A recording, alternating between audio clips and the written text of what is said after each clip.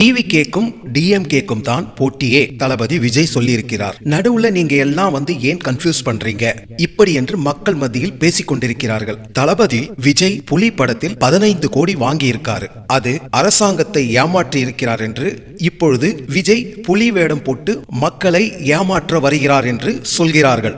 இதை நினைத்தாலே சிரிப்பாகத்தான் இருக்கிறது. தளபதி விஜய் அரசியலுக்கே தகுதி இல்லை என்று சொல்கிறார்கள். தயவு செய்து அனைத்திந்திய அண்ணா திராவிட முன்னேற்ற கழகம் நம் கட்சி எப்படி வெற்றி பெற வேண்டும் என்று, எப்படி நமக்கு மக்கள் ஓட்டு போடுவார்கள் என்று, எத்தனை ஓட்டு சேகரிக்கலாம் அதை சிந்தனையில் செயல்படுத்துங்கள். தளபதி விஜய் ஐடி கற்றாரு கட்டளை, அது அவருடைய பர்சனல் விஷயம். ஏற்கனவே மறைந்த ஜெயலலிதா அம்மாவுக்கு துரோகம் பண்ணின கட்சி தானே நீங்க. அது மட்டுமா தமிழ்நாட்டு மக்களுக்கு துரோகம் பண்ண கட்சி தான் அப்படின்னு கூட சொல்லலாம். ஏனென்றால் எம்ஜிஆர் காலத்திலும் சரி, புரட்சி தலைவி அம்மா ஆட்சியிலும் சரி அற்புதமாக இருந்தது அனைத்து இந்திய அண்ணா திராவிட முன்னேற்ற கழகம். அவர்களுக்கும் நீங்கள் துரோகம் பண்ணிவிட்டீர்கள் என்றுதான் மக்கள் கருத்தாக இருக்கிறது.